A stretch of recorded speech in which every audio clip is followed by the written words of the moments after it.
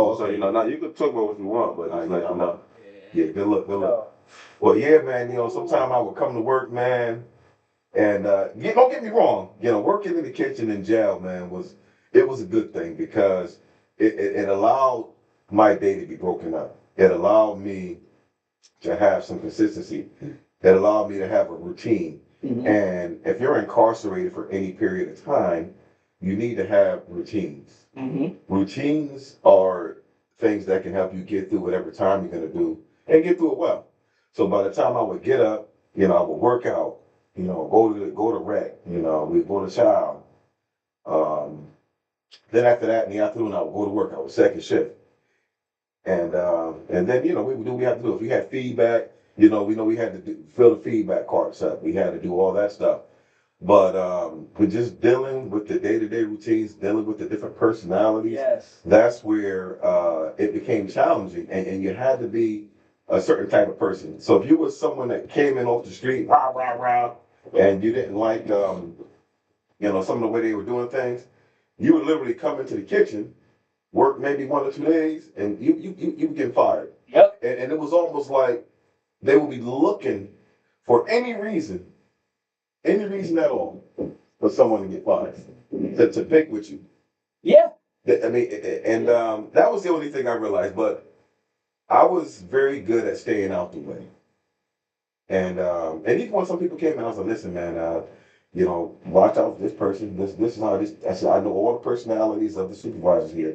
So you need to, you need to stay away here. Do this like this. Do your job. Don't ask too many questions. Don't be in this person's face. That I would give new dudes coming in and spill like that. That's how you. That's what you. If you want to stay in this block, you want to stay working in the kitchen. This is what you got to do. And if you don't do it, you ain't gonna be here long. You had the best of both worlds. Yeah. We had the good education and the education. And that's what I think helped me. I think Me too. I think because I went to school and I was in the business world, and part most of my jobs entailed me working with people and communicating with people. And I believe because of that, I was able to communicate well both with my peer inmates as well as the staff and the management. And I believe because of that, I was able to get along with everybody. I was able to get, for the most part, whatever I wanted. For the most part, we were able to eat, cook, and while being incarcerated is not fun, I wanted to make sure that my stay was going to be as comfortable as possible, and I believe I achieved that goal. Right. That 2 years and 10 months, however much I spent in jail. Where'd you go? But I spent about maybe 2 weeks, I believe, in Harford County when I first came in, and then I was transferred to Carl Robinson, and I spent the rest of that time there. After about maybe not even a month at Carl Robinson, I started working in the kitchen. Yeah. Initially on the line, then doing pots. And then shortly after that, I became a cook and pretty much was a cook for almost, I would say it was 2.5 years, something like that. Mentally, it went by fast. Mentally, it went by, it was tough, but mentally it did go by fast because it really helped. If guys would, you know, get in their mind that, hey, I'm in jail, I'm here because I committed some crimes, and I'm going to see whatever I can do, I'm going to do whatever I can do to better myself. They do have some programs that are able to help. I'm not going to be a Debbie Downer, but they do have some programs that help. Some programs I think make no sense, and I think it's a waste of time. Some programs in jail, you said? Yeah. Yes, some of the programs in jail are just a formality. It's an absolute waste of time. But then you have others that really help you. They have one called Voices, if you don't mind me getting into it. And this particular program, it made you think about the impact of the crime that you committed on the victims. And I believe it's good because sometimes you don't think about certain things. Man, I wonder how it would feel if that would have happened to me. How would I have reacted? So it puts you in the mindset of a victim, and I believe that's a good program. Right. Right. Yep. So I believe that was good. And some of the other programs a little redundant. Some of the programs they lump into one because I guess that's how they get their funding. They just want programs to have bodies there. Right. But yeah. Well, do you think any time there rehabilitated you, or do you think any of it? Absolutely. I don't ever want to go back to jail. I don't ever want to go back to jail. Let me tell you, jail, you lose your freedom, and it absolutely rehabilitated me. I was a guy who's never been in trouble. For the most part, I did everything right. I went to college, I graduated, I did everything I was supposed to do. And, I had a rough patch and I made some very poor choices. And as a result of those poor choices, I ended up, having to be incarcerated. And for me personally, I believe jail absolutely rehabilitated me, because if I get a parking ticket, I'm gonna pay that twice. Here's the scary part. Here's the scary part, how high it gets to that level. Because you said you made some poor choices, right? But you know and I know, others who would make those choices, never seen the outside at all. Absolutely. That's the scary part. Well, not just that. In my particular situation, So you had no history. I had zero history. Zero. I had zero criminal history at all. And my lawyer explained this. It was a larceny. I misappropriated money, lots of money. And it wasn't lots of money, several $100,000. Several $100,000. It was a lot of money. Wait, you didn't get to the millions? No, I didn't get to the millions. Absolutely not. And that brings me to another point. You had one guy in New Haven that misappropriated $5 million of COVID funds. He got 3 years. You had a lady in Fairfield who went on luxury vacations and spent a couple $1 million. You had a guy in Farmington stole $400,000. One lady did like I did. She had a gambling problem. One guy was going to the casino, and I got more time than all of these people. They gave me a sentence of 18 years suspended after 7. So basically, I had 7 years. They gave me 7 years, and the reality is all these other people were white. I'm just gonna put it out there. Okay. I gotta keep it a buck. These people were white, and they got sentences ranging from no time at all to 6 months, a year and a half, 2 years. And I believe the longest sentence that from the ones I mentioned might have been the guy that stole $5 million of COVID funds, and he got 3 years. So essentially, I got more time than all of these people. And the primary reason is because I'm black. This isn't me calling a race card. I'm just calling a spade a spade. And I'm not going to get into the judges or the prosecutors, Yeah. but those that are watching, if you went and look up my case, Travis Smith, you can see who the judges and the prosecutors were on my case, and I'm calling a spade a spade. They were racist. Period. It is what it is. I'm putting it out there. They were absolutely racist. My sentence was racist, and I'm not saying this to try to minimize the crime that I committed, Absolutely. because I committed a crime and I absolutely should have been punished for it, and I accept 100% responsibility. And even though I got that large sentence, it was my fault that I got that sentence. So because I put myself in that situation to be punished. However, my sentence wasn't equitable when you compare it to the other people, the other white people. I'm calling it out. When you compare it to the other people with similar crimes, my sentence was excessive. It was inequitable and it was excessive in comparison to the others. Mm-hmm. But it doesn't. I want to say this again. I don't want to minimize my crime because I absolutely should have gotten in trouble for it. It was wrong. Right. I was gambling, doing a bunch of stuff I had no business doing, and it was wrong. I want to make sure that the audience, anybody out there, I want to be 100% clear. I was 100% wrong with what I did. However, my sentence was not equitable. I should not have gotten the time I got. I should have gotten something called accelerated rehabilitation. I had zero criminal history. Zero. Zero. And I was paying the money back before I went to jail. I was going to court, paying the money back, making attempts to pay the money back, and they still. What was your education level? I got a bachelor's degree, and I have equal to a master's degree in business and front business. And I had multiple securities licenses. I carried a FINRA Series 663, 65, as well as life and health and insurance contracts.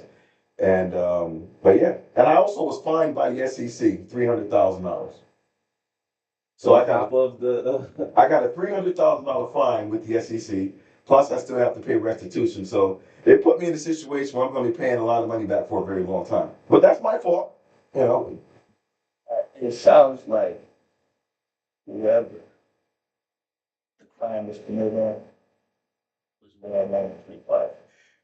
Well, I was gonna ask if larceny is a crime that you're being charged by price point, like if you steal $10,000, is it different than you stealing $1,000 Yes, as to like 500,000? yes, as larceny first is the higher amount. Once you get over a certain dollar amount, the penalties are higher. Mhm. But as you can see, my dollar amounts were far less than a lot of the other people who got way less time than I did.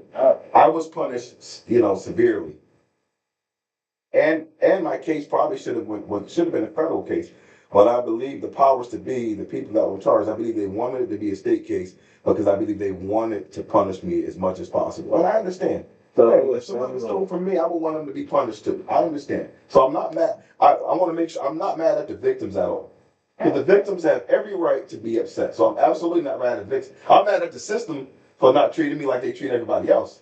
So treat me like you're going to treat everybody else. These other folk who stole $1 million and misappropriated money and was gambling, they say, oh, well, he made a mistake. He was gambling. Let's get him in a program. Let's get him some AA. Let's give him some GA and let's give him some counseling and let's give him 6 months or a year. And let's give him some probation. Let's get him out of jail so we can start paying our money back. But me being a black man, a very dark black man, with education, I believe the white folks said, how dare you stare at this money from these good white people? What's wrong with you? This nigga must be crazy. Gonna go take these good white people money like that. That's what I believe happened.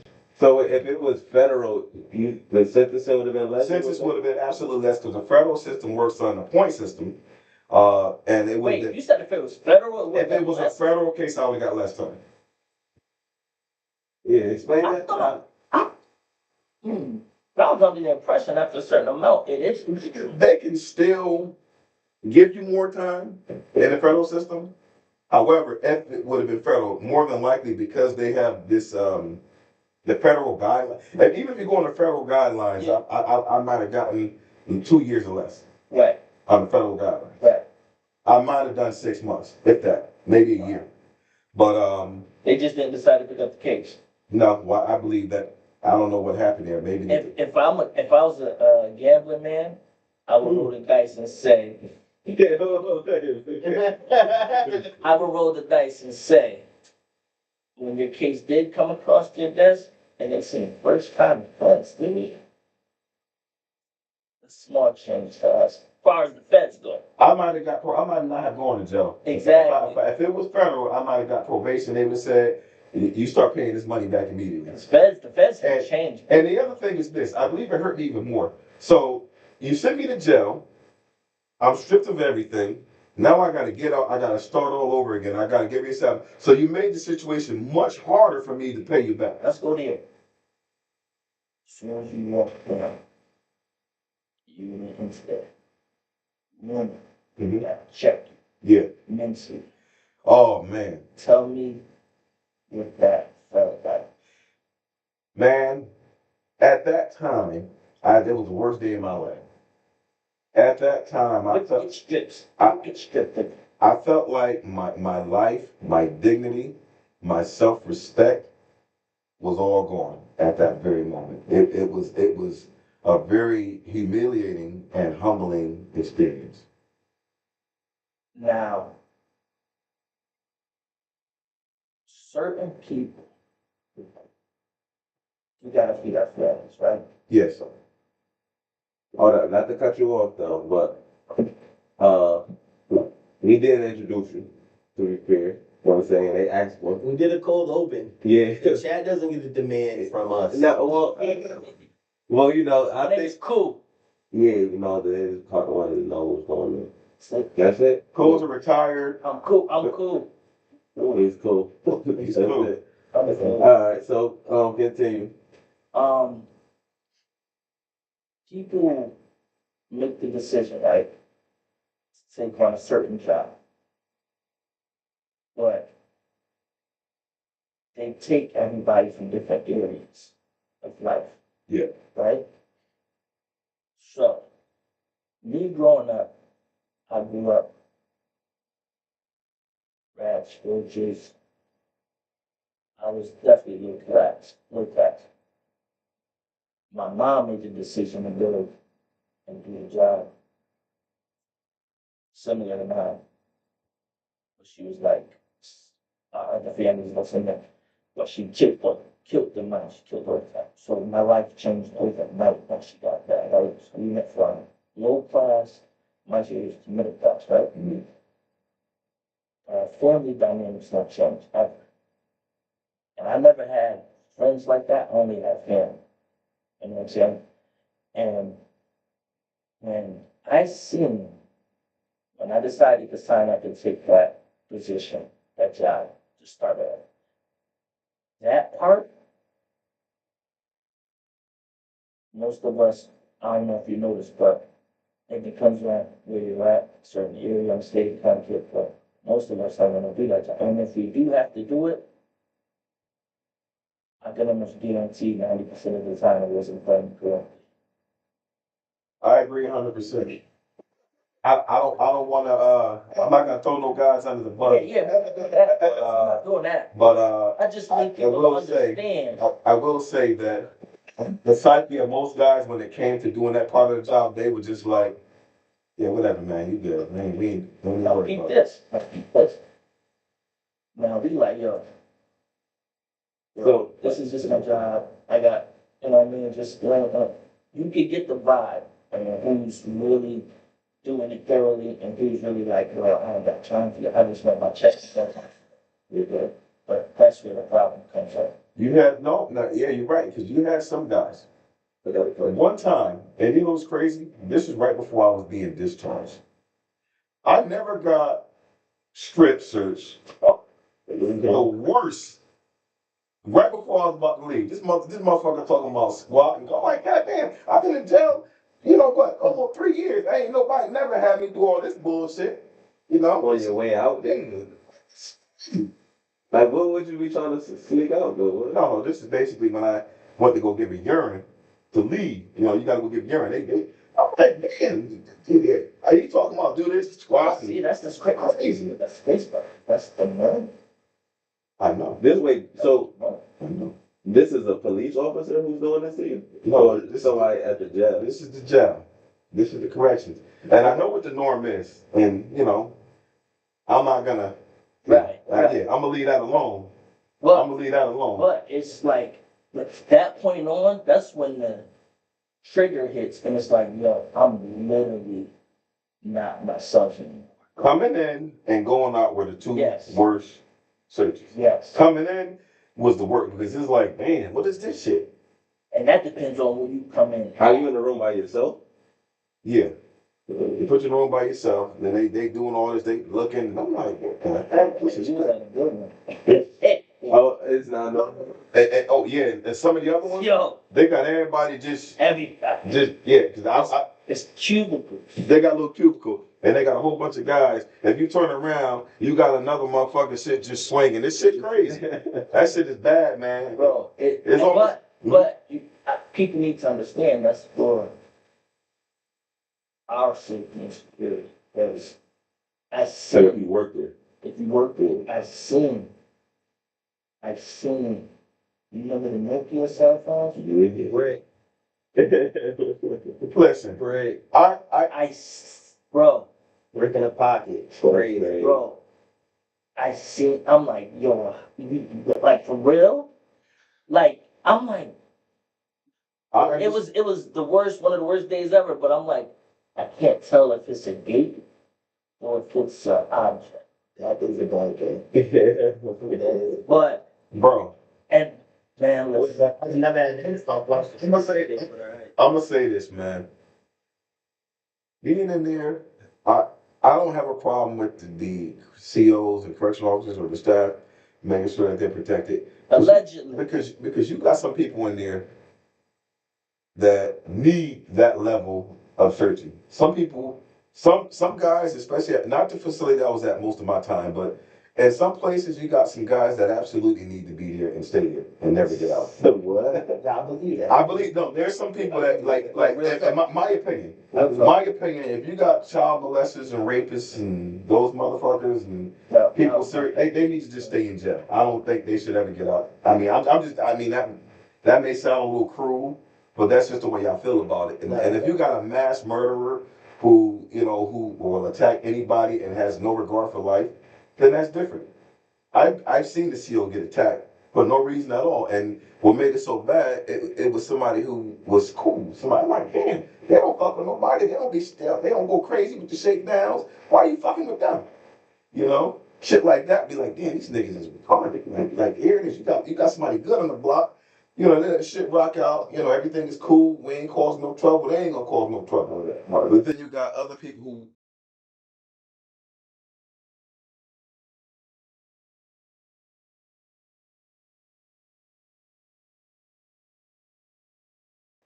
I got.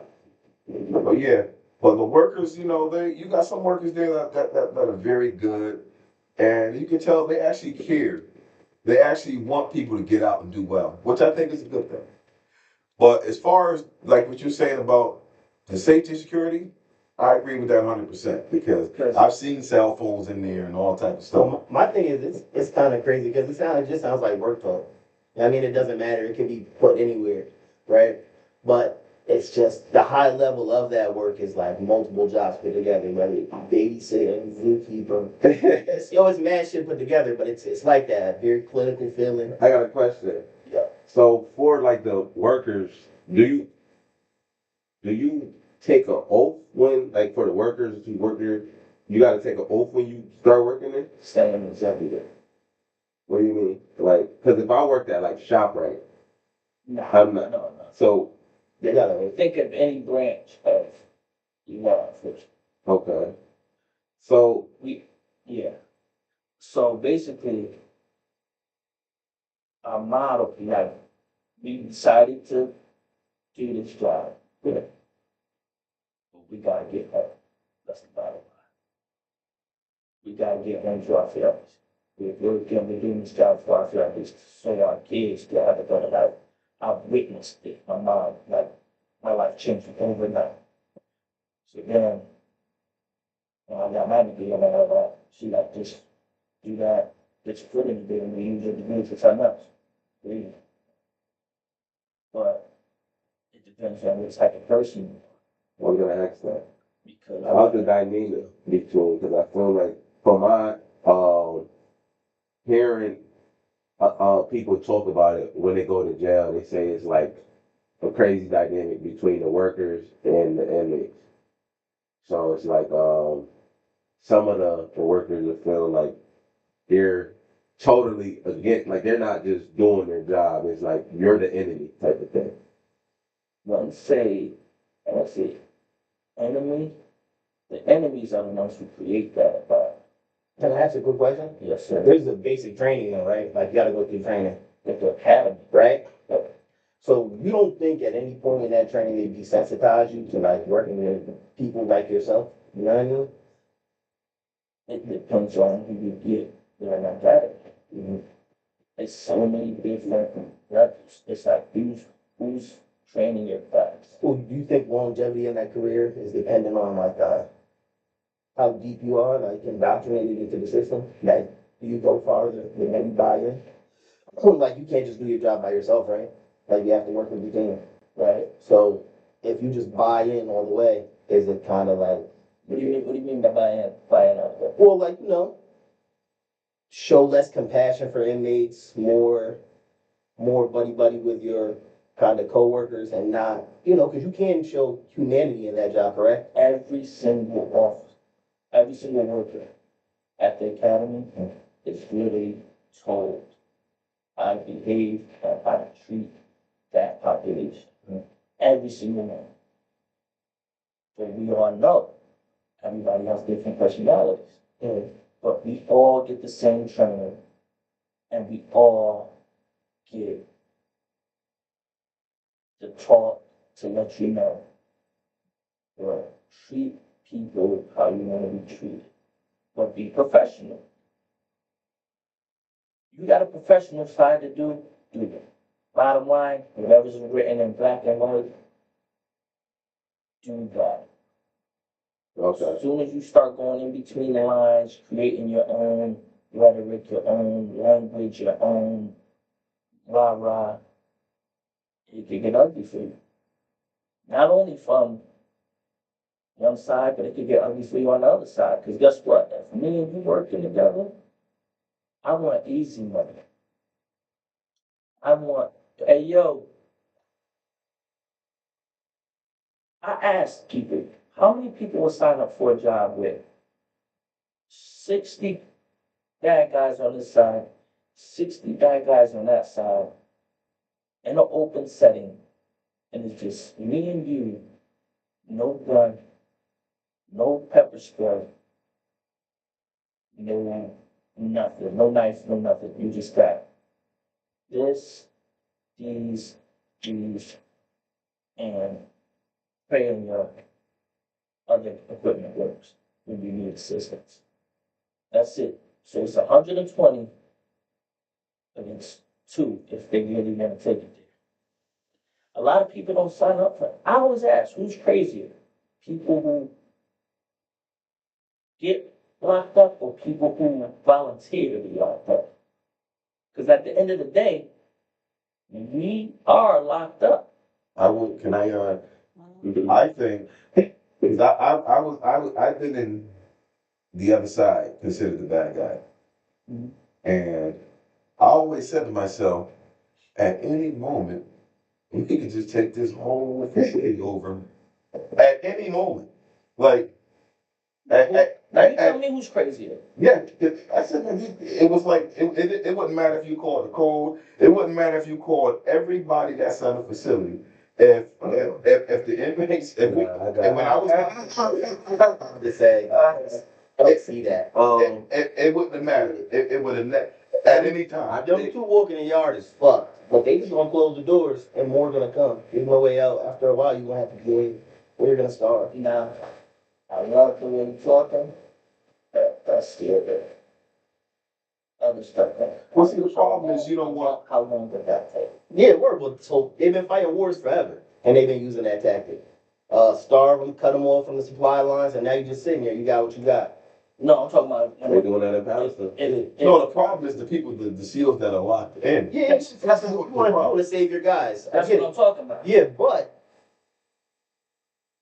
ultimately they will choose the greater good over. Absolutely. And even the guys who are locked up, most guys are level-headed. The vast majority of the guys I was locked up with are level-headed. They didn't want to cause trouble. They wouldn't attack someone. As a matter of fact, I'll be honest.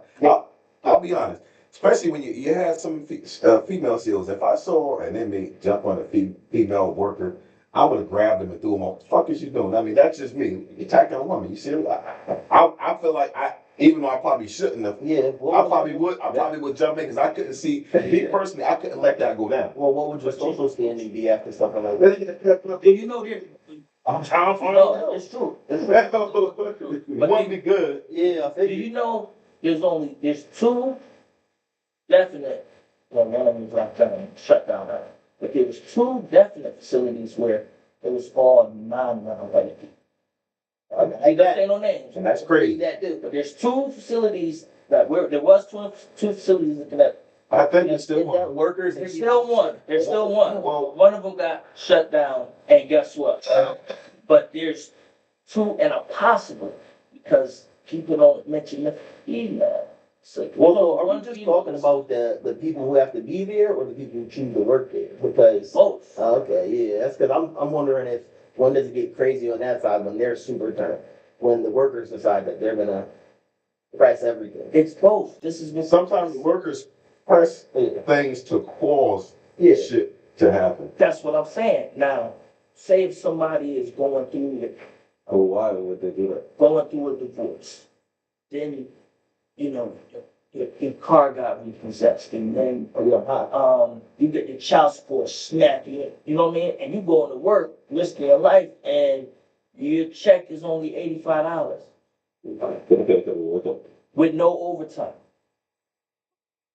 You're not happy. So now you in there, somebody push your buttons, you fucking crazy. The other side don't know what you're going through. So that's where we get, it's like everybody's human at the end of the day. I remember, Nobody understands that. Everybody thinks we're trained and we're taught a certain way, and But we you're all still have to be human. robots to move the same. Well, It's but you impossible. also play a weird line because if you hardline yourself to be about the job, you kind of wouldn't want to interact with the people who have to be there so much. I feel like if you interact too much, you almost kind of are too buddy. That becomes an issue too, right? Absolutely. Yep, I but think that's an issue. I've seen that happen. yeah, you definitely can't do that. They'll get you in a heartbeat. As soon as you too friendly, I've seen that at the facility I was at Well, where there's you female. can't even touch me. I'm not supposed to touch Yeah. you. None of it. None of that. they're not supposed to. Not, you're supposed to say 3 feet. Like, yes, sir, no, sir. What do you need done? That's it. I've seen, But I'm sure you move freer when socially you're working with the guests better. When you're more friendly with the guests, I'm pretty sure you can get them to you get them to do what you need them to do. The best way I understand it is to be who you are. Now, just it's be up to the upper management. fair and respectful. I'm glad I didn't choose that job. It's I would just- end up being a guest. It's chess, right? Now, being that and when it comes to upper management, it's chess. So it's like, all right, I know where he's from. I know where she's from. I know where that person's from. So I'm gonna put them in the area where I know they can talk to you. They say don't use slang. Don't use slang, be professional at all times, but guess what? There's a lot of young boys out there who don't understand professional. You're in Rome, you need to. Right, so you need to, if you know how to talk to them with the slang, use it, bro. Because I have saved so many people's lives and so many injuries just from talking to a kid saying, look, what's good, my G? Like, look, and their whole demeanor just changed. They ready to, so what's good, my G? What's all this about? Yo, man, yo, these dudes, blah, blah, blah. That's it. That's all you mad about? You said, go sit down. Let's stop playing with me. Just talking to him like that. Like regular. Yo, we good. All right. But it helps. It's a tool. I think they're starting to use it now, as far as teaching. But this is what I used to do when I was teaching my staff at the academy. I said, listen, I got to do my job the right way. But during lunch breaks or 15-minute breaks, if y'all want to stay in the classroom and get your meal, the door's open. So I wasn't unprofessional, but I literally told them what was working for me and what was helping me get ahead. Yeah. And most of those officers took heed, and I already keep in touch, and almost every single officer that was part of my group, it's like 15 to 20 of them got promoted already. So that makes me, like, that lets me know I was on the right track. Yeah, you doing what you're supposed to You do. know what I mean? I got a question though. Yeah. So, working in the job, spending the hours, because what is the average work week? 40 hours, but there's a lot of overtime in that, right? So you, like you said, you locked up. When you go to work, essentially you in jail too, right? Absolutely. Yeah, you don't control the doors. So I want to ask you, how does that play on your mental outside of work? When you are outside of work, does that have an effect on you? I'll give you an example. So, when the shut your home operations happened, What was that? What was that? What was that? When you broke out of jail? That's when the idiots in Cheshire went and raped the man. Wait, what? Oh, I really don't know. I swear I don't know what it is. That's when I was broke out of jail and kidnapped his family. No, they were on probation. no, they was out. They were on They was out? probation. They were on probation. And They went- killed his family. No, they raped. Well, they did all raped that. the wife and the 2 daughters and Lit the house on and fire. lit the house on fire. They was in took- jail in And Chester. they took the father to go get money No, off the no, payment. they wasn't in jail. They was on They was on probation. probation. It was out. I misspoke. I'm listening. But check it. When that happened, the governor said, everybody, and I mean everybody that's signed that condition of parole, round and round, they going back there. Oh, for real? Yeah. For real. What year was this? I don't want to say, I'm about That to was Google it. crazy. but you could have been Now listen, I ain't have much time then. You could have been doing your job, had a decent job, providing for your family, with your wife, with your kid, everything working good, and all of a sudden they put you back in for no reason. And I think it was specific crimes. I think it was just if it was rape, if you had a, I don't know what, I know it was crazy. Look. I heard about that. So this is how bad it got. The There was halfway no houses, room. everybody, yeah. There was no room in any facility. You taking dudes from whatever comfort zone they had, and we putting them on straight. Why did that happen though? Why did, I couldn't tell you why they so decided. I don't know, I wanna know how they were able to do that, how they. That should have been, it should have been illegal. Yeah, I wanna know how they Nah, was I able doubt to do it. that. No, I doubt it. No, I'm sure because it's you're still, legal, you're but still I don't under, you're still under. You still, I know, cause I'm on parole, I'm still under They look DOC. like revolt. You're still under DOC. Well, you don't want to say that, So- but let me see. What, did they just revoke their probation and bring you back? I'm pretty sure they could just do that whenever they want. Yeah, they can. Absolutely. And then that's what they did, but yeah, that's crazy. That's crazy. But it was a crazy thing, right? That's a lot. Yeah, you're right, because I remember when that whole thing happened, I believe that's when I went and signed up for a class. But they were doing it for money though. Oh. It wasn't like a vendetta against the. Nah. No, it was they like just did a like heinous random crime. shit. They just. It was said I think they wanted money. They was trying to get money after they took the. That shit bank. made national news. That was crazy. Nigga, I still be seeing shit about that on YouTube. Like it just pop up. Listen, I work like down the street from this. now nobody thinks about our side when that happened. It just increase your workload. It not only does it, think about the attitude, the anger you're dealing with. You got dudes that These come dudes in that was out doing right, pissed. and they getting pulled back in for no reason, and then you pull them back in,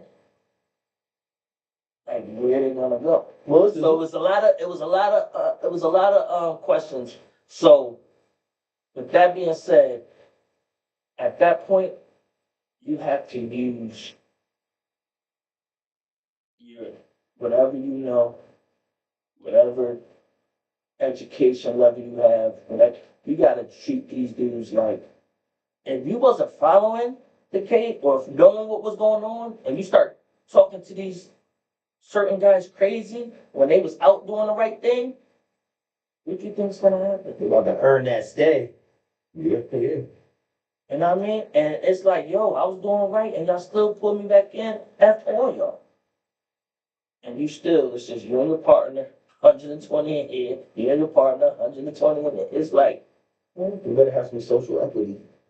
so that lets you know, it's like, bro, don't nobody, I get it. There's a lot of people who put on a uniform and they act as if they're already become superheroes, I get it. But what about the real men stuff? What about the ones who, like, well, I'm just trying to live, make a better life for my kids. Like, I ain't doing nothing illegal. Like, you ask me for something illegal, it ain't happening. You Right. ask me to, Go back. What makes you like a cool worker? You know what I'm saying? Like, I feel like to somebody who has to stay there, for you to be cool, you have to be committing crimes as well. I don't think. no, Can I no, answer no, that? no. Can I answer that? Being a former inmate, can I answer that? For sure. I believe what makes a guy cool Still don't make competition. is absolutely. Niggas revolt that joint. Yeah. I believe what makes it a guy cool is someone who just has respect. They respect. I have no I problem. think you're a different kind of guy, Travis. Well, I'm not gonna lie. I have no problem with the workers doing their job because they have a job to do. And they have to provide for their family. So me personally, I'm not gonna put the workers in a situation where, their job and their livelihood is in jeopardy. I wouldn't do that. Me personally. So So I feel like the guys that were cool, they have respect and they treated everybody with fairness. That's for me. Wouldn't they be cooler if they brought you food? questions too quick. Well, I swear to God, like that's. Well, I worked in the kitchen. Oh, so you was So- already linked in. I kind of had a very good situation, Maggie, A lot of questions, and I was a cook.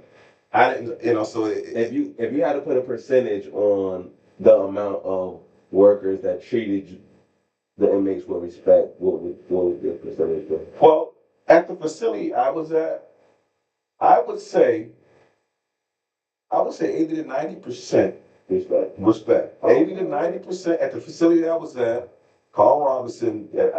I would say closer to 90%. They treated the inmates with respect. I believe I was at a pretty decent facility, and I believe the workers there were pretty good. Do they give inmates satisfaction surveys?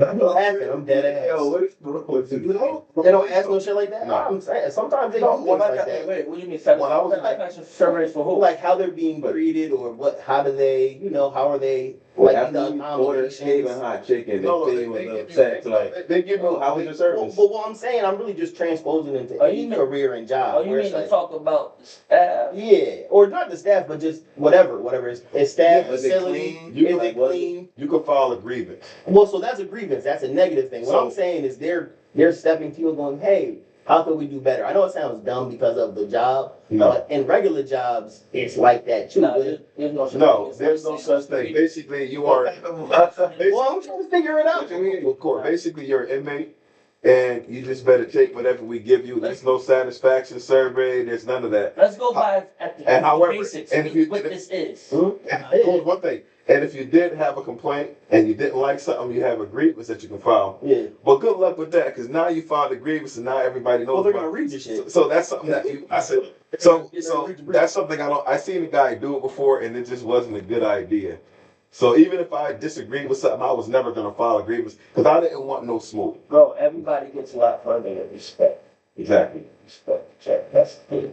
Everybody gets Mutual respect. That's how I made it in there, man. That's how I was able to climb up. When I worked in the kitchen, that's how I was able to climb the ranks and get to a higher position there. I mean, I treated everybody with respect. Even the guys that I worked with, I just respected everybody, and I believe that during my time there at the facility, I believe that I believe the kitchen ran very well because I was very organ, I'm very business savvy. So, and I don't believe a lot of the workers there knew my background, but and they probably didn't even know that I was a very good cook. They probably didn't know either one of them. I think some of the people figured it out, but I was very business savvy, and I just applied some of their training and my business savviness on that job. And then I did other things. I would read a lot of books, and then I would help a lot of my fellow inmates. I would help out. We would talk about business. I would tell these guys how to set up businesses and companies and how to deal with things. And once a lot of people found out my background, they would come over and I always had like an open policy for the most part. Unless I was busy doing something, I said, hey, you got to come back in a few hours. I'm busy. But hey, can you sit down with me and explain to me how to open a business? Can you explain to me how taxes work or this or that? And what that was good for me because it allowed me to be able to utilize my skills, my experience, and my knowledge to help other people. So I feel like that was a way of me rehabilitating myself, and it was a way for me to give back, and it was a way for me to have purpose. Because when you're in jail, you need purpose. You need to have some kind of purpose. And any man needs purpose, and that gave me purpose while I was in there. I'll be honest, John. I'm the first part of that. Be honest. Before you got into the situation with that, Yeah. did you ever think about what those guys were going through behind as well? Absolutely not. You Absolutely know what not. I'm saying?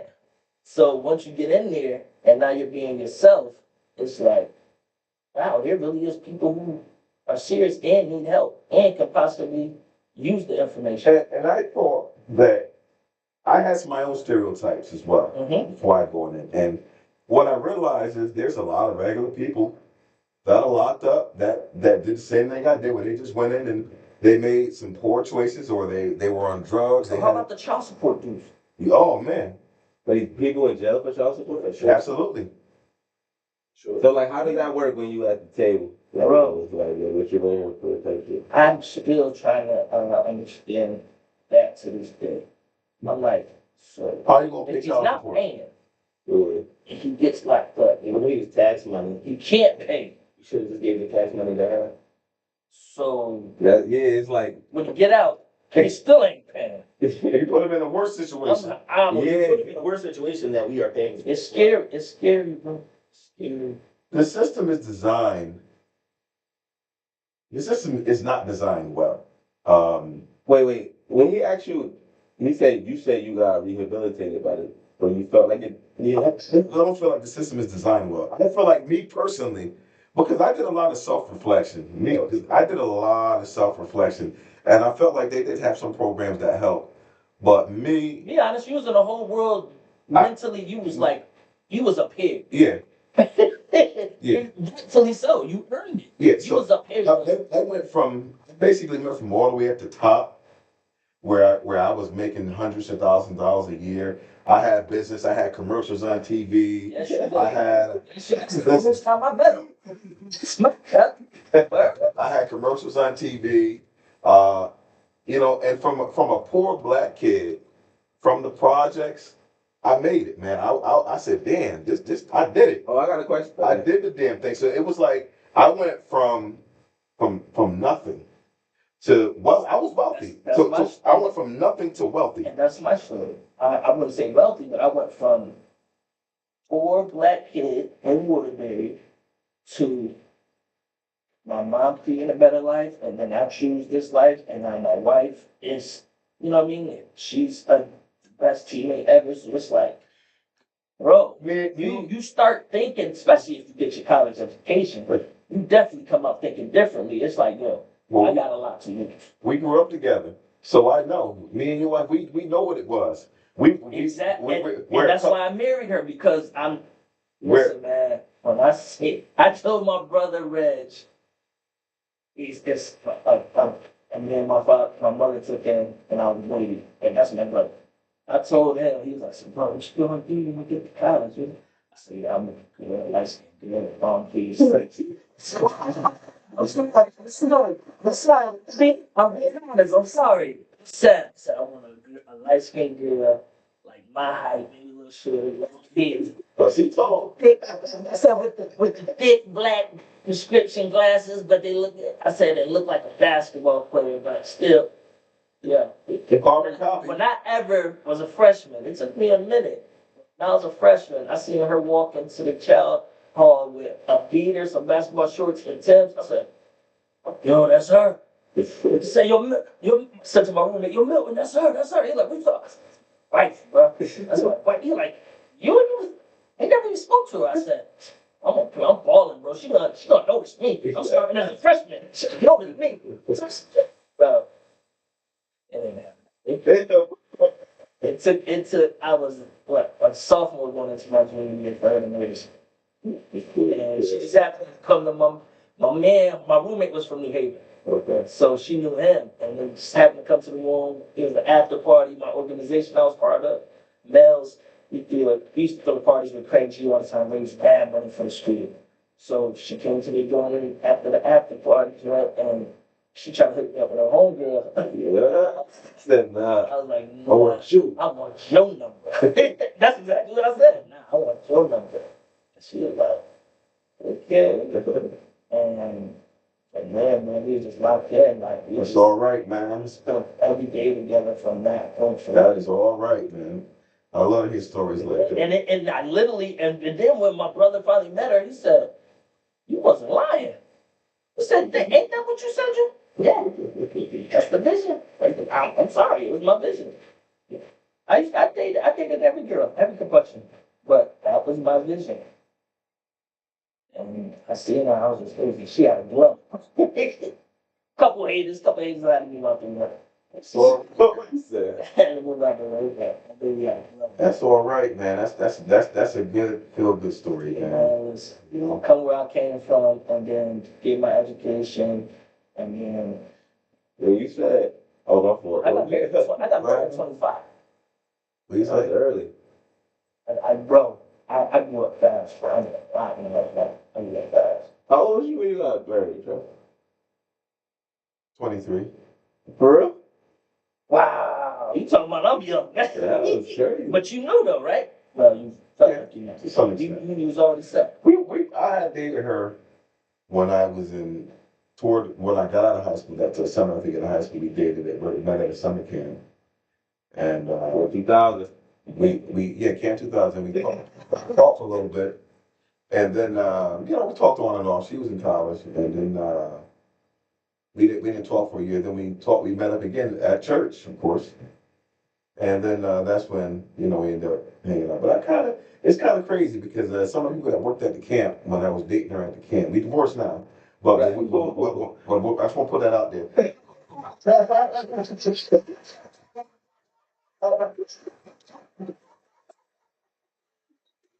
I gotta put it out there. I gotta put it out I there. ain't gonna play. I gotta put it. we're in a good place. You know, we're in a good place. You know, and if she wasn't in California, probably in that. I don't know. But anyway, the people there they knew. They said, well, "You guys gonna end up married." One lady said that. She said, "Y'all gonna end up getting married." Sure enough, that many years later, we end up getting married. You see it. Yeah, certain people connect with certain. So you know how it goes, man. And then I had my stuff, and we went through a lot of things. Even when we going through this situation, um, her and I have had some talks, and there were a lot of things that would have been done a little differently. When you put things in perspective, from her perspective as well. She's like, yeah, well, I wasn't, Right. And the same thing with so there's some things where it's like, wow, I would have did this different. I would have did that different. But I don't mean to cut you off, but let me ask you this. So how many people you think can utilize the information that you obtained and the information I obtained? man, let me tell you, I think I have never seen it yet. As many people watch this program, so if you want to get the information, you gotta come here, right? I think Sounds about right. I think they should promote this episode, and people need to understand that me being humble in a big way, I think helped me. I'm gonna say this. As crazy as it sounds, me going to jail and being incarcerated was good for me. And I got the same thing out of it. Me going, doing a certain job, and realizing how you gotta treat people as human beings. And I took some out of it, so therefore it's like, bruh, somehow, some way the gap gotta get bridged.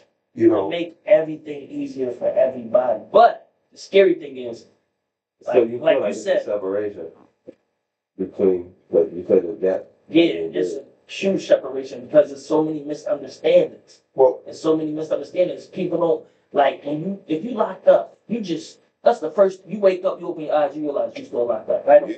Right? And it's like, damn, I better get my phone call. I better get, you know what I mean? what I think is this. I realize, what happens is I had this climb all the way to the top of the mountain. Right. Right. I mean, I was standing on the mountain looking around like, yeah, I'm here. Yes. And to get knocked off that cliff That fast. was, well, it was gradual, but I think it was a humbling experience, but I think in a good way. Because there were a lot of things I was doing that just wasn't good. Even not just the mistakes that I made, but just the way I was just taking things for granted. Yeah. Just burning money, gambling. Yes. Just the amount of money that I was gambling and doing was just ridiculous. I would have been a millionaire a couple times over, and that's gonna happen. I'm on my way to getting it back now. I'm gonna put that out there the right way. But I think you're humbled in such a way to where you appreciate life more, you value life more. And now I plan to move with purpose and determination. And when you move with purpose and determination, nothing can stop you. Not for sure. But we could get a ballpark figure though on how much money you gained with it. In my lifetime, Well, don't do that. I want to know. Bro, Hey, I just want to know too. You say you would have been a million. Yo, that's gonna hurt me so bad. I don't know. I was- limitations. no. I was gambling when I had my rental properties, and sometimes I would just take the rent. It was bad, man. It was. I can laugh about it now, but I really want to cry. When I think, no, the reason why, when I think about the knowledge that I have, the knowledge of investing, the knowledge, I had Bitcoin years ago. If I didn't sell the Bitcoin that I had, I made money off. I made a lot of money off it. But if I didn't sell the Bitcoin, if I wasn't gambling and pissing away money, I'd be worth probably $100 million right now. But I was gambling, and I said I bought Bitcoin, and then the knowledge that I have on stocks and investing, just the money and if I had to put a ballpark on it over the years, I gambled every bit of, I would say, I don't know, maybe my own money and the money I misappropriated together, probably close to $1 million, $800,000, $1 million. Wow. I got I another thought question. I thought it was gonna be So- more than that. Probably, and I don't even know. Right. Well, That's two parents. I don't even know. It's probably more than that. Because when I started pissing away all my money, that's when I started doing other stuff that was just bad. You know, stupid, misappropriating customer, which was terrible. But I had to deplete myself. Then I sold, you sell your properties, you're making all this money selling insurance and all these things, and I'm not really seeing the benefits of it because I was gambling so bad. So I would tell anybody, if you have a gambling problem, especially going to the casino, seek help. I'll tell everybody, seek help right now because it's not good and you're on your way to destruction if you continue on that path. My mother and father got back together. And they both retired, caked up. I said caked up. And they hit that casino. And but actually, it's weird because I feel the opposite because it's like I know that they don't get funds to get to that point. So you ain't got no babies, you ain't got no children besides your grandkids, but other than that, that's what you want to do. You work hard for it. The money gonna be coming in for the rest of their life if that's what you want to do. But I try to tell them, if you just chill for 2 or 3 months, do you know what your bank account will look like? You know, Mom Dukes is taking heed. Mom Dukes is killing it. The The problem was I spent all this time building up businesses. I got it to the point to where I had my assistants doing the work for me. So it left me with all this free time. That's how it's supposed to go. Yeah, but what was I doing with this free time? Well, Gambling. come on. I'm going hanging out. So it was let me bad. ask you, Trav, because It was bad. you was the first one in the family to tree college. to go to college and graduate and all of that. Yeah. Did you feel like you didn't have like an extra burden on your shoulders or something that you had to succeed or? I felt like when I went to college, I said, I have to graduate. I felt like if I didn't succeed, I was going to let everybody down. Absolutely. There was so I felt much. the same way, bro. There was so much pressure. Yes. When I went to school, I said, oh my God, my sister, your mother, my sisters, nobody went to college. I was the first one. And they were all like, okay, yeah, my brother's going to school. So man, and that's why when I fell, it was even harder because I said, damn, I felt like I let everybody down.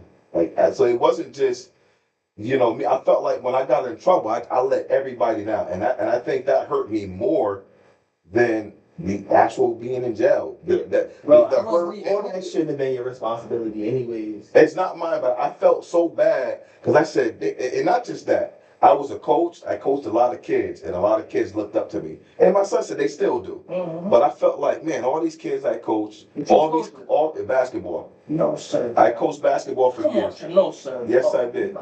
So all the kids that I coached, and not just the kids I coached and that I looked up to. I used to volunteer in the church and in the children's ministry, and I'd say all these people that looked up to me.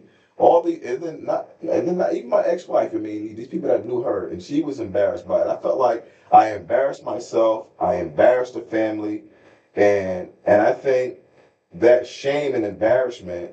It took me a long time to forgive myself because I was so hurt by that. I think that hurt me more than anything because I felt so bad about the pain and embarrassment that I caused everybody else.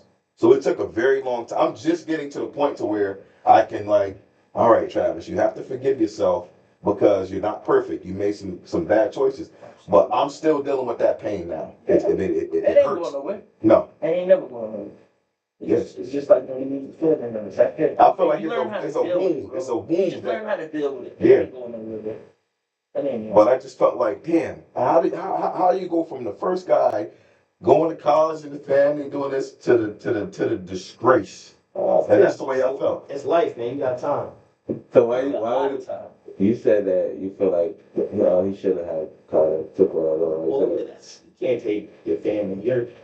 Everything you do, you can't let your family weigh you down with their expectations. Your expectations of yourself should be high anyways. But what if sacrifices was made for you to be in the position that you're in, though? For sure. So you make a mistake, and he also clearly owned up to feeling like he made a mistake. You know what I mean?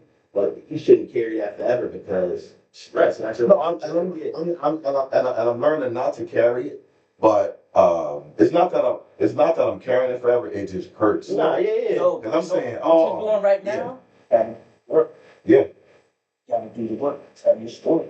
Yeah, That is It's hard. priceless. That's priceless. it's hard. It's hard. I know, but do the work. Even now, me talking about it, it's like, Yeah. I'm telling you. It hurts. Listen, listen. I'm never gonna be the same. I'm gonna be honest. After what I've been through that job, I'm never gonna be the same. I know for a fact.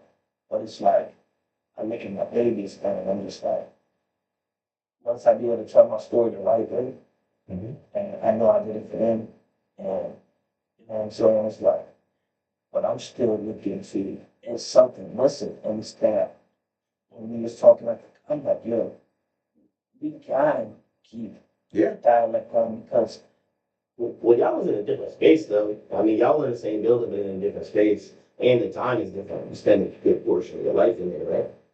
yeah, 20, And 20 years. you only spent a couple of years. I did 20 years, you did a couple years, but Well, I did almost he- that. He did it because you were at work. So that was positive. There was still positive for you to gain. He had to find his positivity. Okay. He had to really search for it. But I know the job is not a positive job, but I understand. right, because check it. Give you a perfect example. It's Christmas Eve, right? Second shift. My shift is over. Get to the door. The door ain't open. Started on open. Officer such and such, report to the office. Officer such and such. Look. Gotta do a whole nother shift, right? So the door doesn't open. I gotta turn around and do a whole nother shift, and I can't stay Christmas good. I'm gonna keep it a band. But I no, wasted my the life money- at work. I wasted my life at work. But they didn't have no door that I couldn't open up. But if I wanted to come back tomorrow, I wasn't gonna open up the door and leave. So I Right. definitely miss mad time with my family, but that's just work. Well, hold up. And then, now that they make you come back and do that extra 8 hours, and your kids are the perfect age to where they understand what Christmas is, and they ask them, where's daddy? And now I got this person that got a Dear John letter in the mail, and he wants to end his life. I gotta go save his life, or it's already over, and I still gotta go there, do what I gotta do, CPR, all of that. And that was my Christmas. You know what I'm saying? It's like stuff like that for 20 years. I get it. We getting paid to be locked up, but mentally, Yeah, but that's it's still. I understand the bars and all that, and that's definitely heavy. But yo, work is work. So like, yo, they tell you gotta stay, and it hurts for sure, and you miss the time with your family. Right. But like the people you're watching there, there's no choice. The door doesn't open for them until the sentence is right. I think the vibe's like a trillion times different, and you get benefits. But it,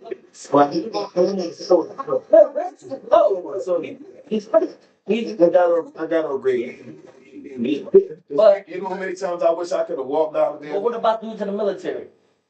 PTSD. Nah, for Oh, so okay, let's get into PTSD. I- From that, that's why I was kind I of got getting into PTSD. What? That's where I was going with it. But I big got time. it. I got it. But sometimes You got so Officially. everybody might have it officially. It depends on what doctor you see. As a black man in America, you don't have PTSD. There's a lot of strange Listen, things. I had PTSD before going to jail, but going to jail, Exactly. let me tell you, being in jail as a black man, and then the pressure, I got PTSD just off the pain and embarrassment that I had to endure. That's post-traumatic stress.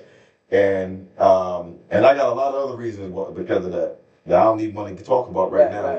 Right. But a lot of PTSD Yes. because of this whole situation. Yes. I mean, and it's rough, man. And a lot of them officers who get walked out or who get, you know what I'm saying, they get fired or whatever, some of them couldn't handle the fact that they see their relatives, they see their cousins, and they gotta tell their cousins, go lock up, either go, you know what I'm saying? lock the fuck up, man. Bro, You know what I'm saying? and if you one of those where you love your people, bro, it messes with you, bro. So, okay, let me ask you that. Like as it should. So, So it's like, what do you truly? I'm choosing my family, my Yeah. kids. I gotta get this money. but I'm choosing to do it the right way. You know what I mean? But it's still at the end of your career. The construct is so Stuff- horrible though. Yo. It's almost like you could say you're doing the right thing, you could be doing the right thing, but it's like this. It's the same thing with police. Like if there were good police, there would be no such thing as bad police because the good police would get rid of the bad ones. Here's the scary. I'm glad you said that. what you said? I'm glad you said that. Yes. Here's the scary part. What if everybody woke up one day and decided I'm gonna live right here? Word. That would be crazy. Who will be out of jobs? So can I comment on this? I took a class in prison. They have a program called the Quinnipiac Inside Out Prison Exchange Program. And it's a class where inmates interact with real college students that come in from the outside. They come into the jail and they take a class. And they take a joint class with the inmates. I was in a class with Quinnipiac students. You know what that is? Yeah. You- Go ahead. They help with grievances. Mhm. That's the one I see. Yeah. So when they No, but I was in an exchange. No, I got it's an actual class. I got credits for this class from Quinnipiac University. Wow. This is a college course that I took. In jail? Yeah. And this program, not only did it help my days go, but they talked about Mhm. society and how the first societies were formed. And we talked about how the effect that the prison system and the statistics have on society. It was like a criminal justice class. And in this particular class, when it talked about the first societies, you know, it talked about how society needs crime. Society needs crime. If you didn't have bad people, there's no reason to form a society. There's no reason, a community. So so basically it was like crime needs to happen so that even in society today, I even wrote a paper. I'm gonna see if we do another one. I want to bring one of the papers I wrote. I wrote a paper about punishment and the purpose of punishment. When did you write it? I wrote it while I was in jail. I wrote a paper on the purpose of punishment when I took this course, and I believe my mission statement was I believe the purpose of punishment is to dissuade people from committing crimes through punishment. And then I talked about the different forms of punishment. I even gave examples back in the day that punishment can be administered in many different forms. Years ago, when people committed crime, they would chop your hand off. They would hang you. They would do different things. They was more heinous. It was more. You were treated different. Different time. It was a different time. Life was shorter anyways. Yeah. But I talked about the purposes of punishment, but I don't want to talk too much. But what it talked about was how society needs criminals. If we didn't have it, our system would fall apart as we know it if we didn't have criminals. If people weren't committing crimes, you wouldn't have a need for a cop. You wouldn't have a need for attorneys. You wouldn't have a need for It sounds crazy when you prosecutors. say criminal until you realize that literally everybody in the government is a criminal. Yeah, Of course, we listen, can. hold up, crime, hold up. This is what we talked about in the class. Society created laws Yeah. to make certain things illegal to ensure that we have a level of crime. Well, what do you think the Bible did? The Bible did the same thing. You created laws and rules that people have to follow. And let's make no mistake about it. Most of these laws and rules, I believe, are needed so that people can live in comfort and live in harmony. But some of the laws and some of the rules were made inevitably for people to break them because they know people are going to break these rules and laws. And if somebody breaks the law, now we have to have so now you guys got to pay taxes because if you pay taxes, that's going to give us the money so we can have law enforcement, so we can have judges, so we can have all these different things. So basically, it was a means for them to be able to get tax money. Even if you go back to the societies outside of the United States, over in England, and when the first societies were created over in Europe and Africa, all these societies, they needed crime. You needed some level of disruption in order for people to control the masses. And to get back to your point on the Bible, even when you look at the things in the Bible, it says slaves honor your master. Now I know God didn't say that. It also says, give unto Caesar what is Caesar. Well, This is in the Bible. well, you see, It's money, but it's not money. It's salt. It's whatever. It's power. It doesn't matter what they're using for power. It's power. it's exactly what it is. And think about it. And that I don't want to get into beating up on the churches, but the King James Bible was written in the 15th century. Yeah, that's the remix. Yeah, that's the remix. So that's when they took all the other books out, a whole bunch of books out, and King James put his little spin on it and said, yeah, man, let's throw this in there, let's throw that in there, let's make sure we control the people, let's make sure we keep the people in line. Keep game. They always have. Where can you get free everywhere? The Bible. Notice it's in When hotels. you go to court, It's in hotels for free. Or It's like Def Jam did in the '90s, and they just were buying their own records. They just put them everywhere. When They I say was it's in enough court, for a seller. when I stood up, everybody rise. You swear to tell the truth, the whole truth, and nothing but the truth, so help you God. I thought we were supposed to be separate. I thought church and state was separate. Exactly. Man. So make no mistake about it. Crime, in order for society to thrive, you need crime, you need war. All these things have to happen. If you didn't have crime, you didn't have war. If you didn't have famine, if people didn't die, the population will be out of control right now. That's why you have things like COVID and all these different things. That's why you have COVID and all these different things. Some of that malaria talk. And this is why you have a tsunami. So think about, and I'm gonna stop my soliloquy. I'm gonna stop my soliloquy in a minute. But I just wanna finish this soliloquy. Go ahead. So check this out. When you think about the earth, right? And you think about how this little bit of time that we human beings have been on earth. Very, very small amount in comparison to the dinosaurs. When the dinosaurs were here, the air was much more dense. It was much more dense. There was a lot more oxygen in the air, which would support those huge animals. So when the earth got tired of the dinosaurs, it just like what's happening was everybody saying, oh, the ozone layer is being destroyed. The earth is going to replenish it. The earth is going to rid itself of the humans, and over the course of millions of years, it's going to heal itself. The earth is its own ecosystem. So eventually, it's able to self-cleanse. Just like we have our bodies, the earth can self-cleanse. All that needs to happen is a massive tsunami that'll wipe out the earth's never been terraformed by anything but humans. Exactly. So like a beaver will dam a lake.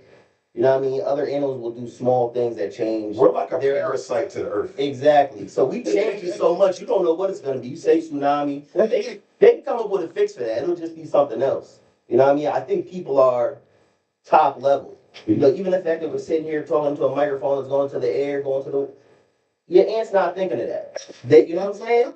So we are top tier. So I don't know what would be above us, but I would like to see. I don't know if we're going to get to see. You don't keep saying, but you said, it'll just end, but I don't know. I feel like we're pretty resilient, man. I think that humans would be able to predict it and then try to. I think we're doing that's what we do. Here's my thought process. Ain't no such thing as Okay. It'll just be a new beginning. energy. Can't be. Can't be created, nor can it be destroyed. Right? It only can be You transferred. can't tell me the earth ain't energy. It's all energy. We're all energy. All energy. Everything is energy. So, you ever see somebody who said they died and came back and told you how it was? I haven't. I didn't know what you're talking about like that. I know there's a book. It's a book with a guy in it, and he came back after 3 days. But I don't. No, peep game. That's the Bible. Peep game. Y'all ready? No, this nigga. Y'all ready? It was a one person on the other side and a person on my side to take my job. Yeah. Who both of them flatlined and then got brought back. I went up. That's the same thing. Check it. I went up to both of them and said, I don't know if I ever stepped my boundaries, but what did you see? I would take my time to play. No one asked me that shit. I said, what did you see? Like, cause they flatlined for a good minute or some shit and then was brought back. So clearly they was gone. Both of them. Now one is from way up West Mumble, and the other one's from New Haven. They don't know each other from a can of paint. They both told me the same thing. What did they say? They said it was the most relaxing, calmest feeling, and they just seen a bright light, and it was like, whoa.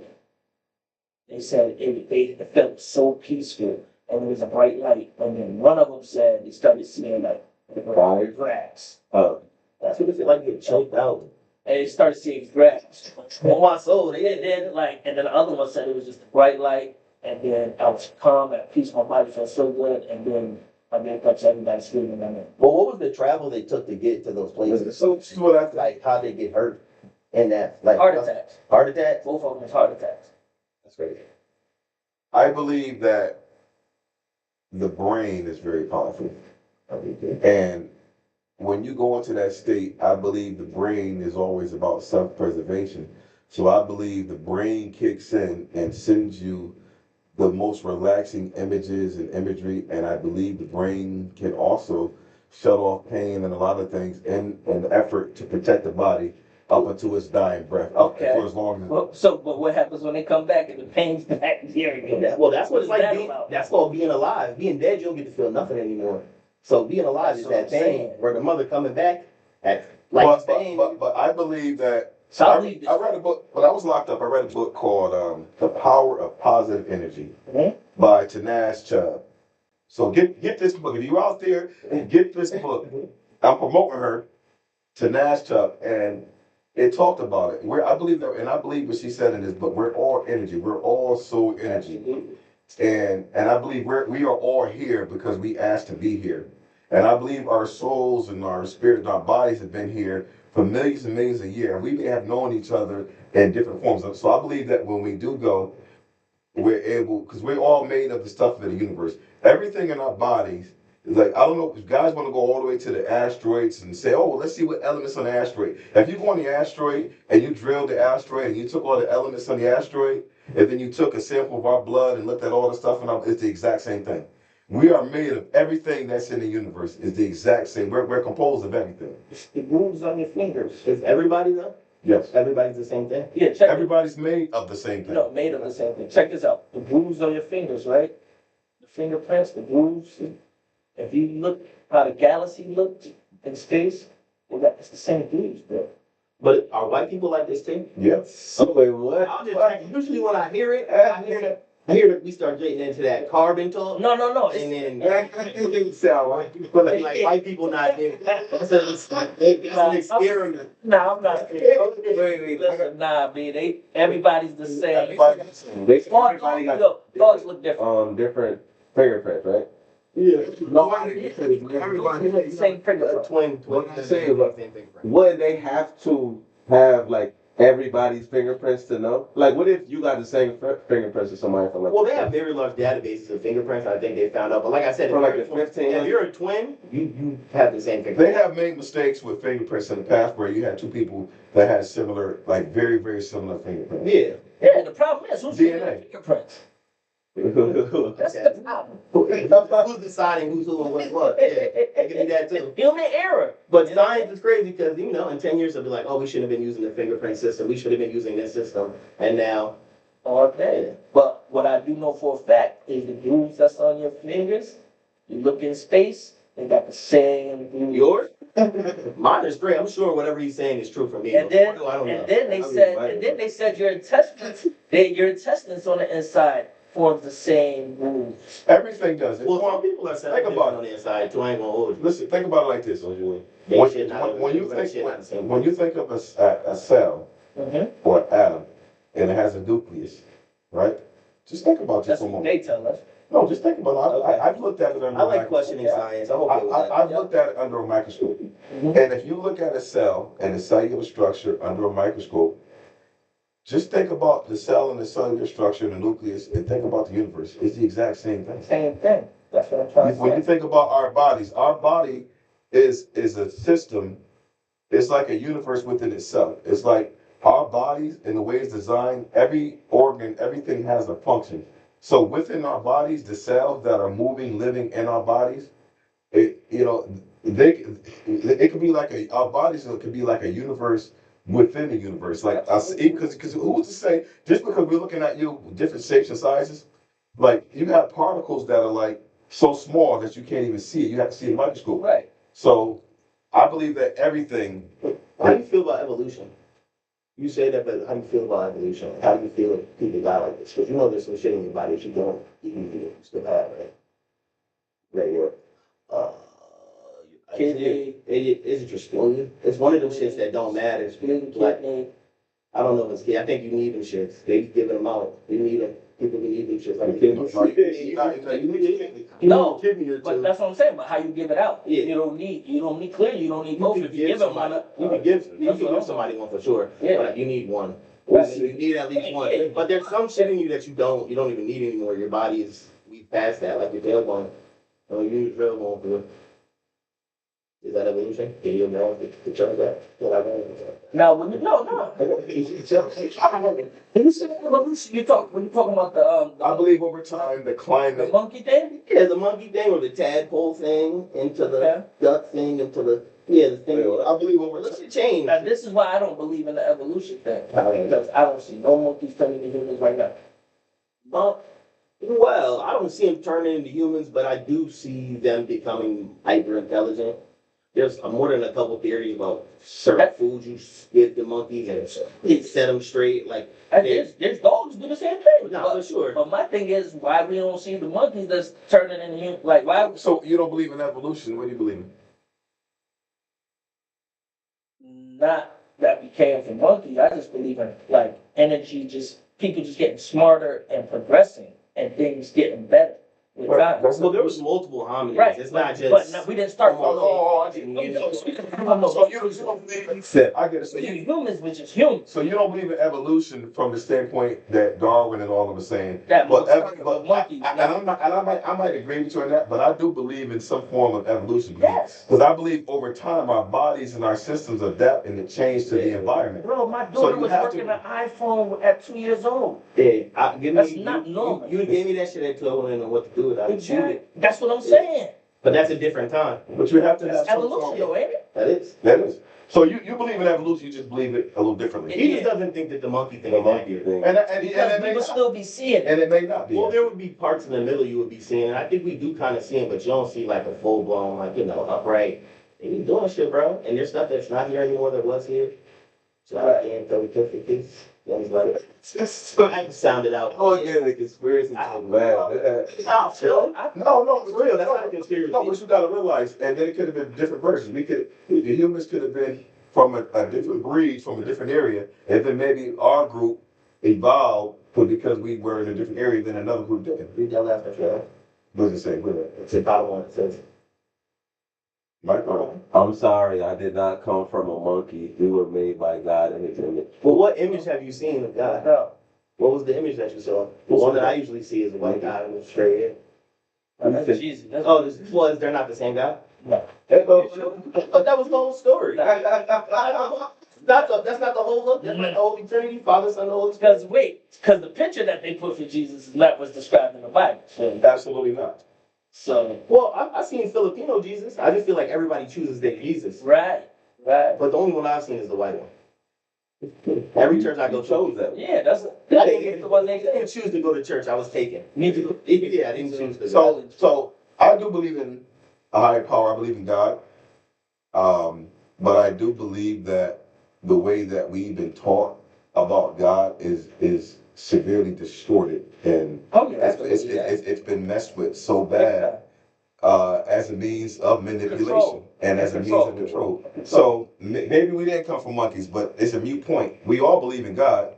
Well, most of us do. A lot of people do. Y'all heard? A lot of people believe in God. I don't know. I don't really care whether we came from monkeys or not. Doesn't matter to me. You know when you go into the realm of entertainment and you get that so-called infinite money when you're rich for the rest of your life, you know the ceremony they got to do with the Like the Bible. Illuminati thing you talking about? With the Bible, yeah, you know the You said what? I'm sorry, I missed it. So there's a ceremony they got to complete, and when you want to become rich for the rest of your life, like a famous person and just Okay. You're about to tell us about it, or you're asking? I'll tell y'all, but I just want to know if y'all knew. I don't don't- So I have to say. Wait, I want to know. How you know? How you know? It's called study. Which one did he got going over this? I want to make sure. Let me get it on. It's good. Oh, okay. Oh, Nah, man. see, real talk, and it made sense because I was like, yo, why is certain rappers ass and rappers that's talented don't have, you know what I mean? So I'm like, what? So when I started deep diving into it, and then I had a person I was helping with music, and like, yo, they really take the Bible, right? And if you know, you know. If you don't, you don't. If you spit on the Bible and keep it moving, that means you know. If you put your hand on the Bible and just do that means you're not making it. It's that simple. I never heard that before. Who you doing? I don't know. So, when they spit on the Bible, from what I understand, They got locked you into the money? basically, I can do that. They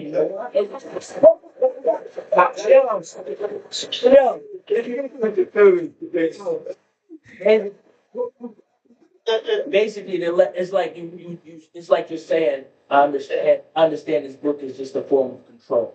It's better than comment. You know what I'm saying? So, but those who like follow the Bible, I live by the Bible, they just think, I'm good. So it is our number one for society. Well, that's a You'll sheep. be okay, but you ain't gonna be good. Well, that's a sheep move. You know what I'm saying? Right. See, this is the thing about what did I see?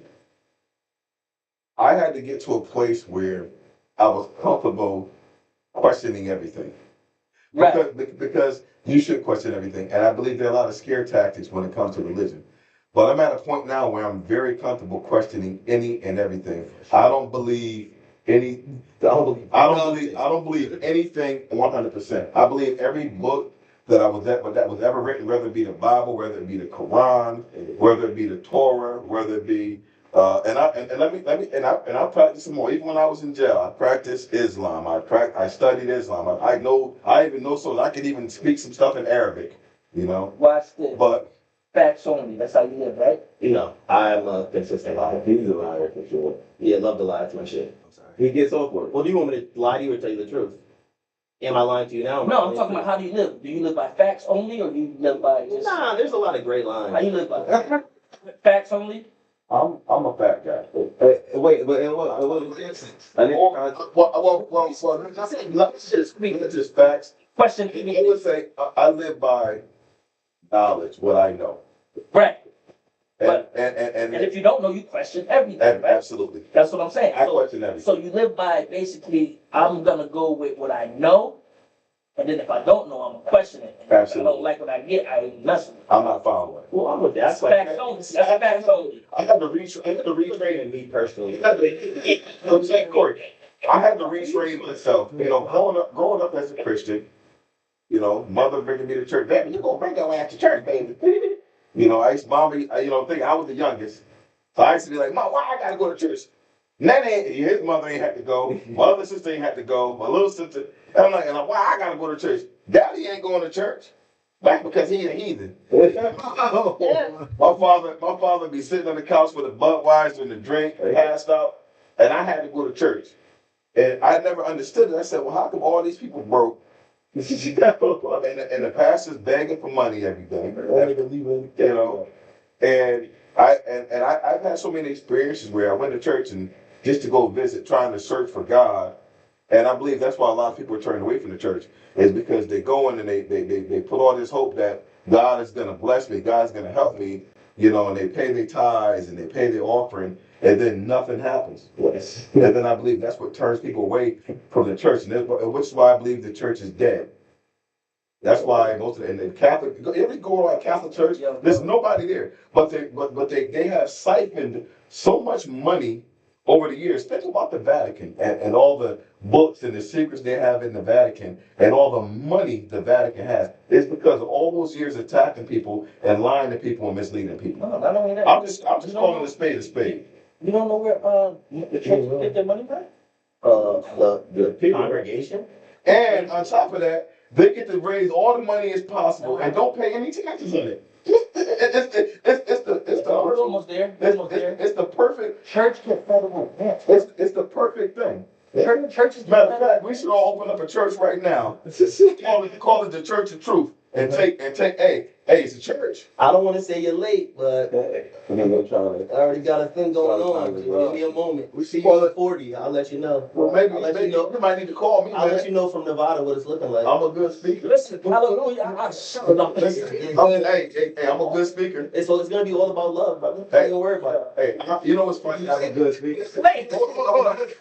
Sorry. But I tell you the truth when I told you that? Oh, there you go. I guess you might keep questioning everything. Check this out. I got something too. What's up? I got something too. Cause when I was in jail, Mm-hmm. I was thinking the same thing, and I said, I should start an organization, and I said it should be a church, and get people who are like-minded with some. And I was gonna come up with a creed of some different, and I have it already. Actually, I want to have a show. I want to have a show on this. And one of the next shows, I want to bring my creed because I got it in my notebooks. I wrote all this stuff when I was in jail. You got a lot of time when you're in jail. Oh, yeah. I want to bring this in and talk about what I came up with Yes. because Yes, it sounds good. I can get into Yo, it. wait. Well, why does it have to be a church? because you can get the tax Tax-free, free.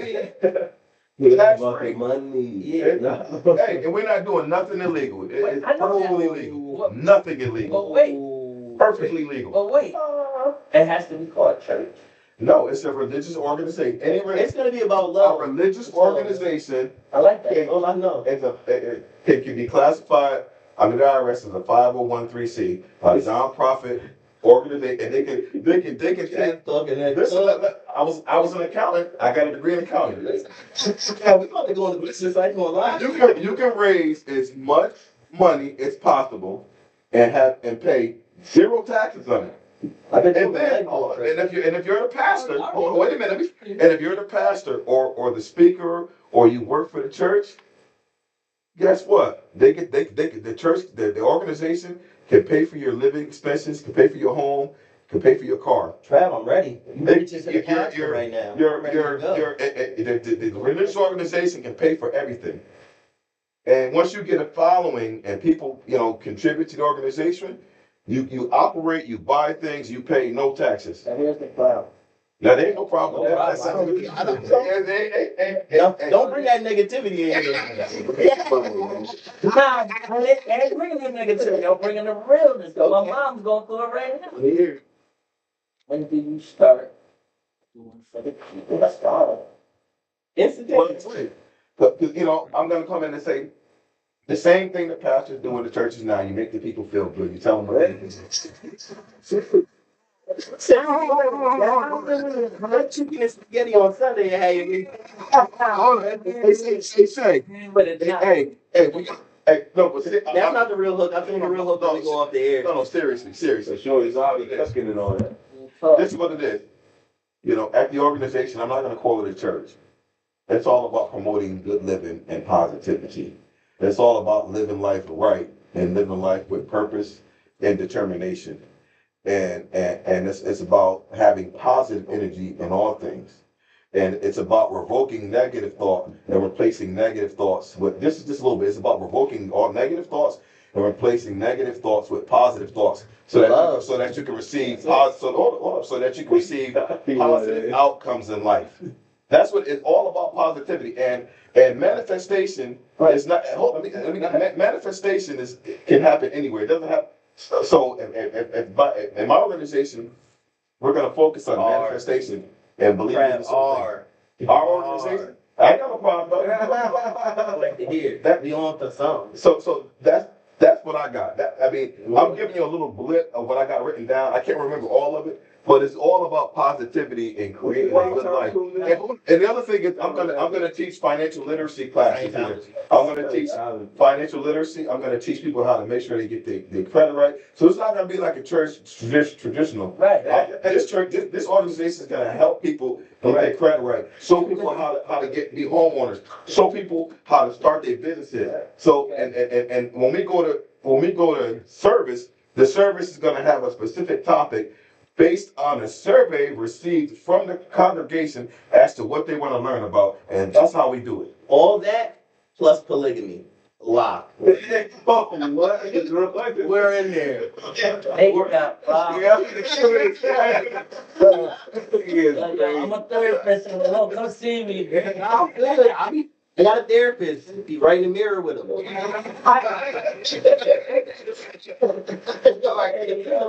gotta hang up. Yo, I brought up a deal a while ago in the chat and to your pops, and I was just like, we should start somewhere and like to eliminate the N word. You know what I'm saying? You call each other because you made in His image. People call each other God. Every now and then, certain groups do that. So it's like I came up with a good idea. It's like, yo, the God's doing favors, and just once, maybe twice a month, just put up a clip showing you helping an old lady across the street or helping you just carrying her groceries to the car. Little things like that. She might think you trying to rob her and hit your ass. It's supposed to be to No. change that narrative. You get some merch, you got the merch, and then you explain to them what you are. Ma'am, I'm just here to help you. Do you need help to your car? And that's better. Across the street, if you see a old lady struggling to get across the street in the traffic because everybody texting or whatever, Nah, no, I think a lot of people look at that thing. You know what? And that's good, and I think that's better. I want to beat upon the other religions. Like I gotta mention it. When you think, I'll mention the when you day. think about when you think about Christianity, when you think about Islam, when you think about the Nation of Islam, or Buddhists or whatever, they're shoving some sort of doctrine down your throat. They're shoving a way that you need to live or God. Or I'm gonna call it what it is. Some of them are for a false prophet or a way that you're supposed to live based on something somebody wrote that somebody changed all the words and changed all the information so that they can manipulate you. Right. So I want to have an organization that doesn't have all this doctrine, all this stuff that they want to have people supposed to live by and live by specific standards and guidelines based on the way society is today. So you want to speak to them, not at them. Absolutely. And I want to encourage feedback. I want to encourage, dialogue. And it's okay to disagree because everybody's different. We're not going to agree on everything.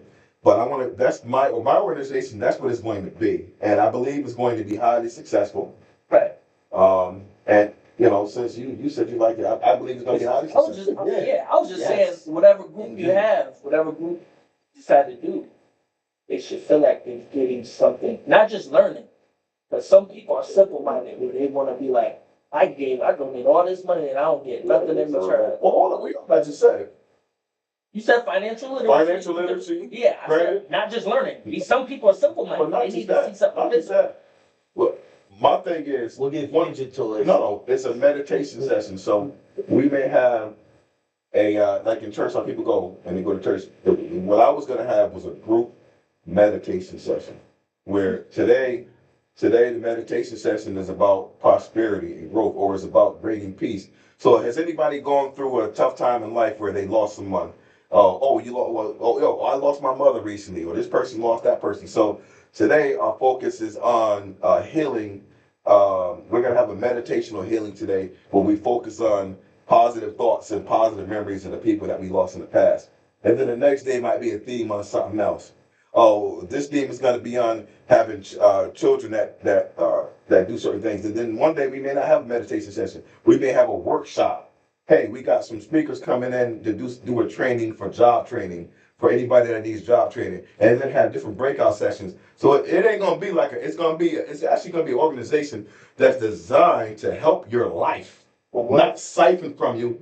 Just give me an offering. But what about simple-minded people who really feel like they need something physical in their hand? Well, fuck it, let them go to the other church. That ain't. That's what I'm saying. And we ain't- Get we- that from the other We ain't Take them too. No, I got something.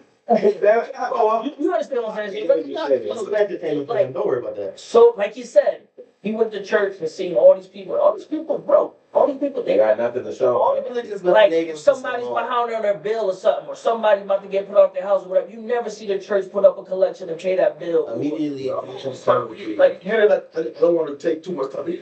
we're gonna have a whole organization for that. A whole. That's what I'm saying. That's what I'm gonna talk about. These different services. For something. We're gonna have Yeah. all these services you see where to help people. All that's gonna be within the organization. We're gonna have it so that a lot of the money and the portions that the people donate or to the organization, some of that, most of that, a lot of that's going to be not just for the pastors or the people that are in charge, and it's not for me to pad my pockets, even though I might want to put a few dollars in my pocket for helping people. But at the same time, we're going to use that money to help people. Absolutely. To help people. Hey, this person, this Miss So and So can't pay her light bill. The church, we gonna pay it this month for it. But see, that's what I'm saying. She need an apartment. When you We're do gonna get an that, apartment. when you do that, then the money comes in abundance.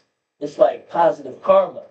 That's the Absolutely. manifestation. It's like when you give it and actually when you, it's believe in myself. it's just yo, bro. I'm telling you, when you actually do for people and give them something, it makes everybody else want to come and give you that. I told her Even if it's not real. I even thought like this before I went to jail. But of course, I was going to church with my ex, and it was consistent, and it was like, all right, yeah, let me go and sit in the back and act like I believe all this. Let me act like I mean, it was some of the messages were awesome. Sometimes you get a pastor and you get a very good message. That's what I did like about some of the churches. I would get a very good message. But some of the stuff I'm like, no, I can't rock with that. I don't agree with that. But I thought about this years ago, but I don't. But now I believe my mind is so pure now, and I really don't give a shit when anybody think. Because when you've been in the gutter and your name's been dragged through the mud, now I really don't give a fuck what anybody think about me. I said, well, my name's already been. If you Google me, you'll find all kinds of shit. Ain't nothing. They look at me. I'm looked at like some people look. Oh, that guy's a scumbag. Yeah, but the people who haven't gotten caught and the people that are robbing you in front of your face, and the judges, those are good people. But somebody who did something like myself and got caught, I'm a scumbag. But you got the same cop that may have did something to me. He's probably doing some scumbag shit too that nobody know about. Everybody's a don't even worry about it. And we were able to take the skeletons of everybody that was on my case. If I was able to open those closet doors and find all the skeletons, I'm sure we'd find a lot of shit. Sure. Yeah, man. My mother's gonna do it right now. Outside of now, keeping what, but she's back in her church, and she's doing. And everything you talking about, I told her everything that was gonna happen, and my mom hates me to be like, she can't stand it. But she's slowly gonna learn like, baby, you right. Like, how do you know this? How do you know this? You ain't never went to church. How do you know? I said, man, I study, I read stuff, man. I never time to read. I said, I'm telling you, this is what's going on. At church, the more you give them, the more they gonna try to, oh, sister this, sister that. She'll do it. Use the mess up. Yeah. And it's like, yo, but my mom feels good because she knows when she's doing something good, she gets. That's just like my mother. My mother would go and cook all them dinners. Yeah, but I felt like my eyes on those. My mother should have got a cut of that money. But shit, well, let my mama get some of that money on these damn dinners you selling. But it wasn't about the money. My mother did it because she liked to cook and she wanted people to be happy to eat. Yeah, so, that's how my mom is. So because she did it out of the goodness of her heart, she's gonna be blessed because of that. Because she did it with a pure heart. But imagine she put that time and sweat equity into something else. The problem is organization should be compensating her, and that's where I believe that I know for a fact that the organization I'm thinking about will do a lot more good than most of the churches. And I hate to say that. Actually, I don't hate to say it. It's a fact. That's scary. It's a fact. I don't hate to say it. I actually don't give a fuck now. But I actually don't care. But check it. But I know that to do more. That's scary. That's at the elite level of like street beef. I'm dead. The church?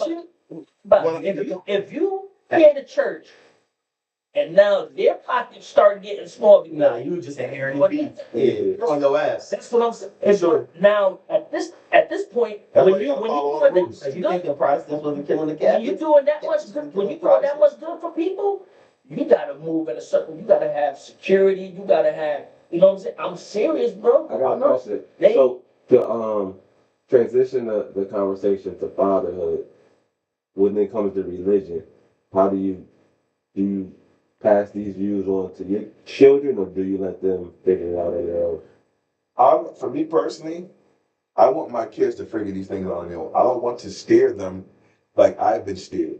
I feel like it's important for them, both kids, and I believe they are, to find their own way and to understand the things. Because even when you read the Bible, it even says, "Study to show thyself approved, and have your own personal relationship with God."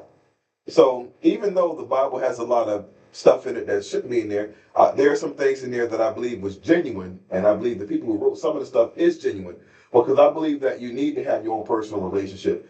For example, think about those old tribes in the rainforest, and they will likely, some of them, never be exposed to a pastor or Bible. How can you say that those people are going to hell because they haven't accepted Jesus Christ as their Lord and Savior? How is that possible? Well, they only go to hell once you tell them about Yeah, it. so but see, for real, but you gotta understand that's not possible. And if God so loved the world that He gave His only begotten Son, why would He then have all these people go to hell? So there's a lot of things. Once you dig into the weeds, you realize that some of these things they absolutely cannot be true. And once you can come to terms with, oh, but and not thinking you're just going to hell because you don't believe it, you're gonna be okay. I finally came to terms and said, my common sense. There's a thing about your sixth sense and your instinct. Most of the time, your sixth sense and your instinct is correct. And for years, my instincts questioned these things. I was going to hell. I haven't met not one person that's been to hell yet. And I don't understand. I wish somebody would help me, but Adam was created first, right? That's what they said. Yeah. I thought it was people there. There was multiple. I said There it was was multiple people there. gardens, but look, we were going to stick to the. Hold up, no. Yeah, what I say? You told me. But the In the beginning, it says God created the heavens and the earth. But remember when He took the rib? This No, not the rib. Hold up, the Bible. In the garden, when Eve ate of the fruit. No. I just want to get to this part first. He said, "I'm going to create an enmity between thee seed and thine seed." It was only Adam and Eve in the garden. No, but So if you're talking no, about two who things, was first. Adam was first, correct? That's what they said. yeah. Adam was first. Then he said, "Father, thou sure I am lonely," or something like that. Bro, how do you know what lonely is if you're the first person ever? And you don't have the knowledge, and you haven't eaten the fruit. How would you have known you? How do you know what lonely feel like? If you're the first. He saw all the That don't make He sense. saw all the animals had a period. That's why, because the animals were created, and the animals had companions. And he made the assessment that the animals had a companion, and that's the reason why he said, "Well, I want my companion too." That's how it goes. But get this: when he created Eve, He told them to be fruitful and multiply, and to replenish the earth. To replenish means to put back what was once there, Mhm. meaning there had to be another creation. What about the other story where they say one of the sons went over the hill Yeah. and seen the tribe coming? The tribe of Judah, the other tribe. Where it come from? It's a whole. Those are all the. So wait a minute. Let me get you. Those are all the other books in the Bible that they took out. Did you say They- all the other books? There's many other books of the Bible I take that the they left out. Ethiopian trip. You got to take the book is the Ethiopian Bible, and then there's other Bibles. They got the giants. The giants were real. Nephilim. You got the giants. These people lived. These were real. You have the They giants. still live. Look You- at listen. everything. They Yeah, did. you have the fallen. You have the fallen angels. Because it said the angels lusted over the women of the earth, meaning the angels, the fallen angels, slept with the. So you have all this interbreeding going on. You got but these are all the books that Giants were real. absolutely, They were the children of man. absolutely, Nephilim. absolutely were real. They were humans. They just were bigger humans, much bigger than we are. Bro, Well, they say Shaq's big, but they what down if for it. Shaq took steroids, bro? What would he look What like? do you mean, what if? When you say what if, what do you mean by Shaq- What if? You Yeah. know what steroids look like. People were like 10, He 12, wasn't on no steroids, 10, bro. 10, 12, and 20 Yeah, feet tall. he was eating So- burgers and had a baby fat. So He even can't monsters use no with- Did steroids. they find bones of these people? Well, so They- the deal with finding bones is They do have some. what's the National Museum? I want to say Smithsonian? the Smithsonian like to go grab them bones, whether they be like mammoth bones, giant He bones. took everything from there. Well, so it's a little bit of all that, but you don't really get to see no bones, even dinosaur bones. You can go to whatever museum you go to, it ain't gonna be no fucking bones there. Right. This is what they do. The reason why you're not going to see them is because they have certain organizations that will take that information and hide it because they don't want the mass. Because think about it, it would completely destroy what the Bible says. It would completely destroy all these things that people live by and that they make money by, and the way it would turn society upside down if everybody were to find out the truth. This the answer. Because you also have this what we call them the snake people. You got people that has DNA infused with reptile. It's so much stuff that if you go when you see certain people and you're like, how come their skin look like that? It looks like fish scales or this or that. You have I got eczema, I got certain condition. That's because of the interbreeding years ago, and over time, certain groups and certain populations, certain species, or listen, just think about a species of fish. Oh, you got porgies and you got whiting and you got this. Humans are the same way. Well, but just over time, you can say you're crazy until you realize they're using tilapia to replace skin on people. Yeah, they use like a transdermal. They'll put it over your skin. If you have it. If you look at the skin of the fish and you take a microscope and you look at your skin, it looks the same. Well, those are fake. I want to know who invented the gun. That's what tore everything up. Who invented the gun? We've done that one. We about to. Alright, No, we're about to. The last conversation though. I've been having this chat. What is it? Chat GP. The AI. Yeah, Chat GPT. Do you feel like it helps or handicaps people? That is gonna be the worst thing we all got to deal with. The first thing is texting. Because you don't know which one. There's some people who don't deal with it and they're gonna think it's new. Well, you talking about AI? You talking about just even interacting with the robot to be like, hey, what's a great cookie recipe? And the nigga will tell you. Hey, who think a robot's smarter than them? Well, I don't think they're smarter, but they could pull up the information. It's like, yeah, when you used to go to the library, they taught you to do the decimal system. It's crazy because now the internet is literally that. It's all that. Yep, right. But what I'm talking about is the EQ. Not IQ, the EQ. Robots ain't got no emotional function. You know, when we go through stuff and when we stop ourselves from doing stuff, that don't come from nothing. That comes from a feeling. Yeah, but that might be the kink in our machine. That might be the thing that says is that a computer or a robot might be able to propel farther because they don't have those emotions forward there. Right. But emotions stop you from dying.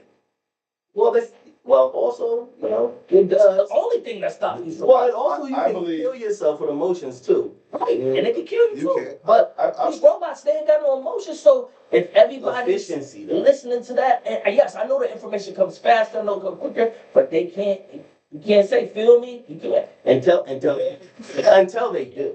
So, you know, not for real, until they do, until they can figure out what that God particle is to learn about you so the computer now has that spirit. You know what I mean? Because it could be like that. It's just not like that yet. So this is what I believe. I believe that I don't think it's a bad thing if used properly. I believe that you can use these things, but I don't think you want to ever become dependent upon them. I think if you become dependent upon it, it could be bad if you depend on it too much. But I don't necessarily think it's bad. Well, the same way in carpentry, they don't teach you how to use a jackhammer first. They teach you how to use a hammer. You know what I mean? You should know how you got to where you are. You shouldn't just start with the answer. There should be some work involved. But I even talk to my phone sometimes. It don't give you GPS don't give you the right shit. So it's like, Yeah, until you open your like you webpage and it says exactly, it has exactly what you've been talking to your mans about. Right. And now it's like, oh, we have everything you want to buy here. it's simple. Up here, put the GPS in. It says take exit 62. Take exit. They just changed the numbers. They just changed the numbers. Yeah, well, but Bro, I didn't know better. That computer ain't helping me. well, GPS is crazy because if you know better, you might choose a different way than the GPS will tell you. And you still follow the GPS. It's like the power of suggestion is mad crazy. It is. So, I mean, we're gonna end it like that. That's kind of hot right now. I think it was a very good show.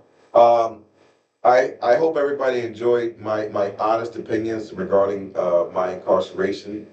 Allegedly. I fuck with Trav's filibustering. You know, and you know, I just want to say that although it was a tough experience, it was a humbling experience, and I believe I learned a lot, and I believe it changed me for the better. When you gonna sign out? No doubt. Shout out Cool, Appreciate Nate, Tribe. Peace.